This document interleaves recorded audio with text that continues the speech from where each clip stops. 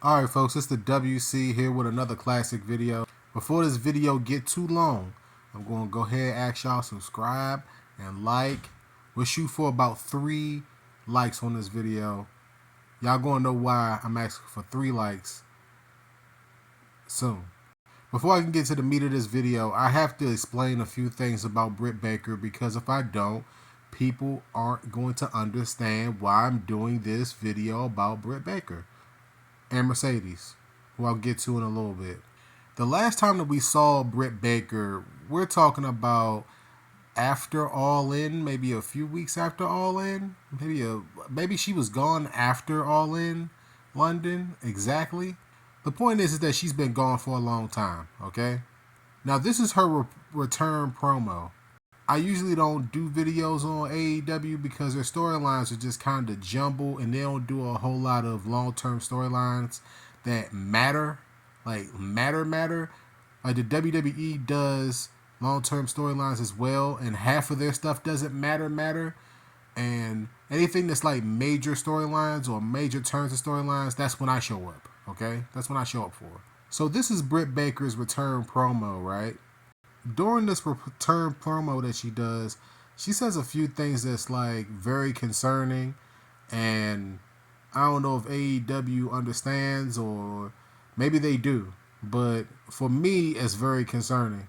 Before I get to the concerning part, I'm not concerned about the way she looks. I mean, good grief, like it looks like Britt lost about at least, I would say, maybe 20 pounds. It looks like she. I know some people might be like offended by that, but she looked like she's lost some significant weight. So I'm seeing her, and I'm like, man, it looked like she slimmed down a little bit. But there's got to be a reason for that. Britt Baker mentioned that she had like, I forgot what the exact term was, but it's like maybe a stage of something that's close to a stroke. The way that she described it, she basically described a stroke. I'm just gonna go ahead and say that. She said that her she lost oxygen to the brain, which is like a symptom of that. That she lost functionality of her left side, or no, right side of her body, which is a symptom of that. It sounds like, if it looks like a stroke, sounds like a stroke, it probably was a stroke. And I'm sitting over here like, you're thinking about it, you're like, like the woman is technically a licensed dentist. She is a professional wrestler. We're talking about being on the road up to 300 days a year. Like they're doing house shows. They're in city to city. Was it the lifestyle that was getting to her? Was it the stress of still maintaining being a licensed dentist that was getting to her? Was it her relationship with Adam Cole that was stressing her out? Like, you just don't know. You just don't know nothing, and we were left in the dark for months. Like, even the wrestling sheets, the dirt sheets, didn't even know what the hell was going on with Britt Baker. I asked what was going on with her. She's technically the most important female wrestler that they have. Like, technically. Like, no bullshit. Like, no gimmicks. Like, I'm not joking at all. She's literally their most important female wrestler, and she's just gone. So she describes that she has like this condition, and then she comes back and she's like 1000% medically clear. Okay, first half of the video is over. All right, so let's get to the second half of the video featuring Mercedes and why this is just so important for AEW and them going forward in the future. So she's cutting her promo, and then in Mercedes fashion, she pulls up in like an SUV, pulls up in full wrestling gear. I'm trolling. It looked like wrestling gear when she pulled up. So she pulls up with 2 belts after she won the Strong Championship and the New Japan Strong Women's Championship. She's got the chain on her neck, and then she's greeted by the Bucks, who were the tag team champions at the time, or right now. It's such cringe, right? So to cut this short, they say that there's supposed to be like some type of a celebration going on for her in the ring, and Britt Baker is still in the ring at this point. So we're gonna cut to that. I mean, they're literally setting up balloons and all other stuff. Like Mercedes is about to come down the ramp, she's twerking and all that other stuff. Y'all gonna see it in a few seconds. I can't show her twerking because they gonna say I copyright or something. Nah, you can't take this. Can't take this one, Tony. Mercedes grabs the mic, and they're in Chicago, so she gets instantly booed. I mean, Chicago wasn't having it that night. To cut this long ass segment short, Britt challenges Mercedes at All In London. I think that that's what they're going to do, and I want people to understand that like this storyline right here between these two is kind of like Punk and MJF from a few years back. What I mean by that is that like the importance of the storyline is not necessarily about them eventually wrestling. It's about the storyline's impact on the rest of the roster and how it possibly could elevate the company if they do it right. Both of these women are pretty good on the mic. They're pretty good in the ring. And for whatever reason, the both of these two always have some type of cloud of controversy hanging over their heads. Whether it's adversity, whether it's wrongdoing by a company, whether it's whatever. They always have something and they're always joined at the hip. So it's like it's a great storyline. I'm looking forward to how they tell this story. Because I think that the way that they tell this story is going to determine the success of the AEW division going forward. A lot of people talk a lot of shit about Mercedes, but there was a time and point in the WWE where you could not take a female wrestler seriously whatsoever. I mean, we talk about whatsoever. You just could not take them seriously. And Mercedes was a heavy part of that. Her, Charlotte, Becky, Bailey, they turned it around. I'm gonna be real with you. Give divas a chance or what have you. That happened, and it turned it all around. And I'm not saying that AEW's female wrestlers are a joke. All right, I'm not saying that. But Toni Storm right now is comedy relief. Her and Mariah May, whatever the hell that is, that lesbian storyline they running, like some people think that that's cute. I think it's like sophomoric. It's like why is that on TV?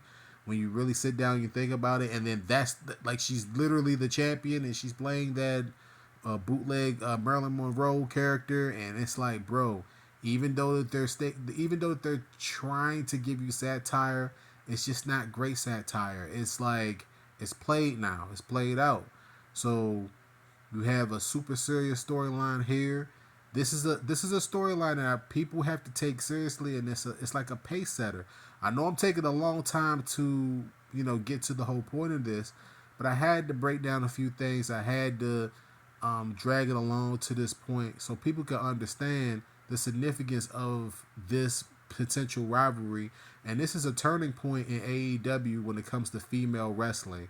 Female wrestling does not main event the pay-per-view for AEW. They're going to try to do that with these two at some point. It's going to get to that point. I thought that they was going to get to that point where her, Britt Baker, and Thunder Rosa, I thought that was going to be it for them. But for whatever reason, they deviated away from that. They can't do that with Mercedes, man. They can't do that with Britt. This is the storyline that's going to basically turn their company around. And whether people like it or not, the AEW needs Mercedes so bad in order to pull this off. Like she's literally like Mercedes is basically being propped up for Britt Baker to basically take those championships off of her. Like that's basically what it is. But this is a storyline that's gonna span over a few years. I can feel it. It's gonna be months and months of storylines between the two of these two, and they're kind of doing that with Willow and Statlander, but it's like. It's a friend turning on a friend. Now these two chicks, I think that they legit don't like each other. Let me know what you guys think about this potential rivalry. Do you guys agree with my assumptions about Mercedes and Britt Baker and the importance of this rivalry to AEW? Like circa like MJF and Punk. That storyline was so important to AEW. Whether people believe it or not, and we never really got to see the finale of that storyline at all because of what happened with Punk. But this is something that's going to play out over a few years. I think that this is the beginning of a long rivalry, and what they could do is that they could bring up some other women into this, man. They could bring up other women through this. AEW's got some good young talent, like Julia Hart and Sky Blue, like. We want to see these women, bro. Like, People think that we don't pay attention. We want to see women wrestle relevant matches. We like. I'm not trying to throw Tony Storm under the bus, man, or Mariah May under the bus, because I know it's satire, and the show, every show needs that. Like, R-Truth is satire for Monday Night Raw, like that, and it's almost like it's crazy watching that when you really watch it. But so every wrestling show needs that, but it's like, bruh, when it gets serious, it's got to get serious, and this is AEW's chance to really get serious when it comes to female wrestling, because the WWE ran a story. They run a pay-per-view, a PLE with just not Maria, but Rhea Ripley and Nia Jax in the main event of a PLE, bro. AEW not doing that. They not. I hate to scream that. They're not doing that. And they got to get to that level, and Mercedes is going to help them. You know, this is where the Mercedes signing comes in. They plan this out, and they can't blow this with Britt Baker, bro. If they blow this, it's over. It's going to be over for their women's division. It's going to be over. So let me know how you guys feel. I took 11 minutes to break this down to y'all, bro. 11 minutes for Britt Baker and Mercedes. I should get definitely double the likes on this. I should get 6 likes on this video for sure. 11 minutes of a breakdown for all y'all people out there. Make sure that you like, comment, and subscribe. Or this is what I'm going to do. If you don't like, comment, and subscribe, or I'm going to put my hand right in your face like Mercedes did to Britt Baker. Make sure that y'all like, comment, and subscribe, man. Do it. Hey, listen. They were throwing around the word itch a lot. I don't know if I can say that on YouTube. Britt Baker with the line of the night said that Mercedes was in the stands looking like a broken itch with a broken leg. That was cold. It was cold as hell, man. So cold. But like I said, 12 minutes of a breakdown. Make sure that you like, comment, subscribe. I'm out of here, man. Until next time, peace out. Let me know how y'all feel about this down in the comments below. Do y'all agree or disagree?